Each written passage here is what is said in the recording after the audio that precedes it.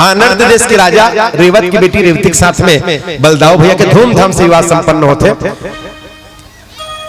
विदर्भ देश के राजा भीष्मक के 5 बेटा 1 बेटी रुक्मणी। जब रुक्मणी में यह शादी की योग्य हुई ना तो घर में चर्चा चली भीष्मक महाराज की बेटी रुक्मणी के लिए तो द्वारकाधीश अच्छा है, पर ये रुक्मिला पसंद नहीं है। रुक्मी की हिंद मैं उस ग्वाले से, उस छलिया से, उस माखन चोर से, गाय चराने वाले ग्वाले से अपनी बहन का विवाह नहीं होने दूंगा। मैं जाता हूं वर ढूंढने की, और वर ढूंढे वर निकल गए गीस चेदी नरेश के पास, शिशुपाल के पास। और शिशुपाल माने समझ जाओ शब्द का अर्थ पहले, शिशु माने लइका, पाल माने पवैया। कन्हैया छोड़ दिस रुक्मी है और लइका पवैया, संबंध जोड़ के आगे ले बता। पिताजी आज से तीसरे दिन बराती लेकर के शिशुपाल आएंगे, नगर को सजाया जाए। रुक्मणी मैया भौजी बड़ा समझदार रही से। रुक्मणी मैया अपन भौजी कर मन के बात ले रखी। भौजी भाभी शिशुपाल के साथ मेरा शादी तय करके आए हैं भैया, मैं मर जाऊंगी पर लइका रखवार के साथ विवाह नहीं करूंगी। अरे अपने पैर में खड़े हो, कुछ पढ़े लिखे हो, कुछ बुद्धिमान हो, विवेकवान हो, कोई काम काज करे उनके साथ विवाह करो, तब काम जिंदगी की गाड़ी आगे बढ़ेगी। जेकर काम काज के कोई ठिकाना नहीं होकर गलम से फंदा बनबे का कि तोर गलम वो फंदा बन। तब भौजी सलाह दी, एक चिट्ठी लिख दो द्वारकाधीश के पास, मैं सुदेव नाम के ब्राह्मण को तैयार कर देती हूँ। सुदेव नाम के ब्राह्मण चिट्ठी लेके गए द्वारका नगरी में, भगवान द्वारकाधीश से मिलिन और वो चिट्ठी द्वारकाधीश के हाथ में सौंपिन। पर द्वारकाधीश भगवान वापस कर दिन चिट्ठी ला। चिट्ठी भगवान नहीं पढ़ी, अगर लौकिक चिट्ठी होती तो भगवान पढ़ती, लेकिन वो चिट्ठी भगवान नहीं पढ़ी, वो चिट्ठी स्वयं सुदेव महाराज पढ़ी। वो चिट्ठी में 7 श्लोक रही से, थोड़ा ध्यान से सुनी श्लोक के भाव ला। प्रथम श्लोक के भाव रही से श्रुत्वा गुणान त्रिभुवन सुंदर। पहला श्लोक के भाव इसे की है त्रिभुवन सुंदर, मैंने आपके गुण समूह को सुन करके आपको अपना सर्वस्व अर्पण कर दी हूं। आपके गुण समूह को सुन करके अपना सर्वस्व अर्पण कर दी हूं। मन वचन और मनसा वाचा कर्मणा आपकी हो गई हूं। पहला श्लोक के अर्थ से। और ये कोई जीव के, ये हर जीव की चिट्ठी है, भगवान तक अपना पहुंचना है, तो ये भाव आपके जीवन में होना आवश्यक है। रुक्मणी के भाव आपके गुण समूह को सुन करके मनसा वाचा कर्मणा आपकी हो गई हो। पहला श्लोक के अर्थ से। दूसरा श्लोक के अर्थ से स्त्री और पुरुष के बीच में कई प्रकार के रिश्ते होते हैं, संबंध होते हैं, पर याद रखना मैंने आपको अपना पति के रूप में समर्पण किया है। तीसरे श्लोक के अर्थ से मैं आपके पत्नी बनने लायक नहीं हूं तो कोई बात नहीं, अपना पत्नी मत स्वीकार करना, पत्नी ना सही दासी के रूप में मुझे स्वीकार कर लेना। चौथा श्लोक के अर्थ से कि यह एक पक्षी रिश्ता है। हाँ, मैं आपके पास आऊंगी तो कोई धन संपत्ति लेके नहीं आऊंगी, मेरे पास मेरा सत्कर्म है, मैं अपने धर्म को अभी तक बचा के रखी हूं, मेरा धर्म मेरे साथ में है, आपके साथ जाऊंगी तो अपने धर्म को लेके जाऊंगी। बोलो वृंदावन बिहारी लाल की। आप हमारी नगरी में एक दिन पहले आना, एक दिन पहले जगदम्बा के मंदिर में पूजा करने जाते हैं, वहीं से हरण करके ले जाना। छठा श्लोक के अर्थ से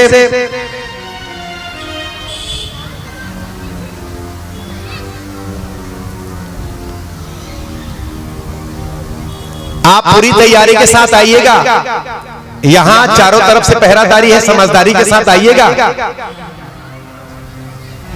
सातवें श्लोक के अर्थ से अगर आप नहीं आएंगे तो ये रुक्मणी अपना प्राण त्याग देगी पर किसी और के साथ विवाह नहीं करेगी। जीव की चिट्ठी है रे, जीव की चिट्ठी है रे। माता रामो मत पिता रामचंद्र, स्वामी रामो मत सखा रामचंद्र, सरस्वती रामचंद्रो दयालु नान्यम जाने न जाने न जाने।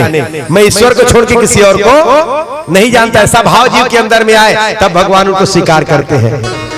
तुरंत रथ तैयार होगा। कन्हैया पहुंच के कहां पहुंच गए? कुंदनपुर। एती शिशुपाल के बराती पहुंच के रहा है, गुड़ पानी पियावत रहे वाला बरतिया मन।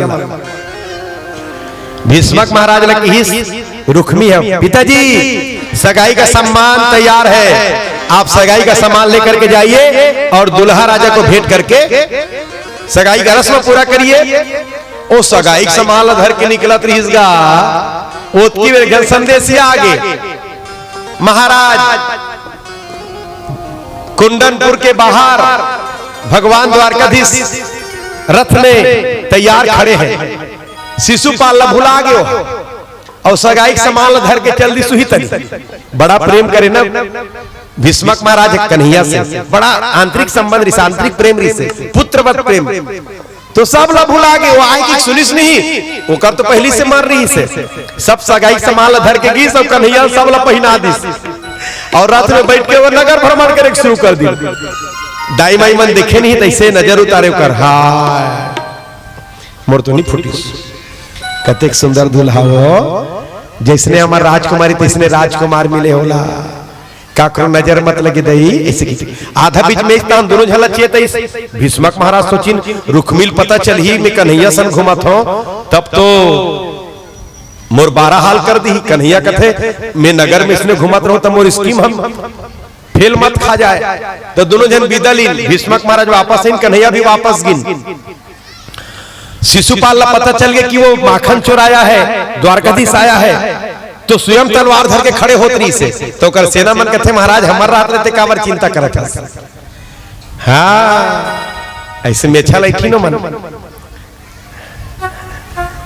दूधी फीट की मेछल फोकट में नहीं राखे महाराज अतका दिन ले तोर घर खा खा पलेन ते फोकट बरनी हुए हमार रात ले चिंता मत कर की और तलवार ले निकाल सब सेना मन और जगदम्बक मंदिर में माता जी पूजा करे बर जावत रही है तीर स्तंभ खड़े हो गए से लाइन से और मैया सास सखी मन के साथ में जब निकली ना पूजा के सामान लेके महल से वो तो लक्ष्मी हरेगा रुक्मणी का राम राम इतना सुंदर माँ लक्ष्मी तो सब लोग सुंदर लगते मैया अपन स्वरूप के प्रदर्शन करीसगा काबर प्रदर्शन करीस ए मन मोहे बर हाँ एक बंदूक धर के खड़ रहे थे मन तो रुक्मणी मैया देखा थे ओकर पांव ला देख रहे ओकर चप्पल ला देख बाबू ओकर बाल ला देख रहे कैसे कन्या का हाथ में हो ओकर साड़ी किनारा ला देख भैया कहा तो मन बंदूक छूट के हाथ ले ओला देख रुक्मणी मैया के माया के प्रभाव पर सब मुग्ध हो गए रुक्मणी मैया ऊपर। रुक्मणी मैया जगदम्बक मंदिर प्रवेश करीन जैसे प्रवेश करीन रथ ला के टिका दिन द्वारकाधीश भगवान। अब वो सेना मन को देखा थे जानते हो घोड़ा ला ओकर टापू ला देख रहे ओकर पूछे बाल ला देख भैया ओकर कान ला देगा कैसे टेहते वही मुहा के रथ के चक्का में घोड़ा टापू में घोड़ा कुची घोड़ा कुड़ी घोड़ा बाल सब में मुहा गए कैसे चमकते देखा तो चकमक घोड़ा रथ लद देख गया। रुक्मणी मैया के सामने कन्हैया हाथ बढ़े रुक्मणी मैया पहली बार देखी कन्हैया दर्शन करीन हाथ बढ़ी रथ में बिठाइन और रथ आगे निकल गए और ये मनुष्य देखा थे टापू ला देखे कैसे पटपीट भागत है या गोपी मन जोर से हसीनो सखी मन 7-8 झरिनते मन अरे मूर्ख हो काला राखे बरा है तुमन बंदूक धर के पहलवानी दिखाए बर तो मन एक दूसरे पूछा थे काबर आए रे हमन ए पकलू हमन काबर आए रे उसका नाम लेके हमन काबर आए तब वो मन सुरता करा थे अरे जेकर रखवारी करे बर आए हो ओकर तो हरण हो चुके हैं। तब पूरा नगर में बात फैल गए रुक्मणी का हरण हो गया रुक्मणी का हरण हो गया रुक्मणी का हरण हो गया। रुक्मी निकल के घोड़ा तैयार करके रथ सजा के सेना तैयार करके शिशुपाल जीवनाथ से बैठे रहा स्कूल में और जरा संघेड़ा बने रहा शिशुपाल सुनी स्थान मुड़िल घर दिसो जरा सन लगते भाटो काय शिशुपाल अब मैं वापस अपन नगर में जाऊं काबर जी जेकर सन मोर बिहार होना रही तेरा कौन लेगा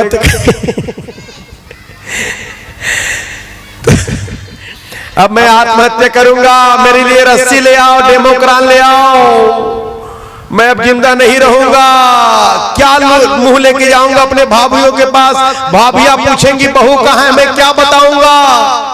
और बाराती ऐसे नहीं तो ढोल धमाका के साथ आए हैं बाराती बारात लेके,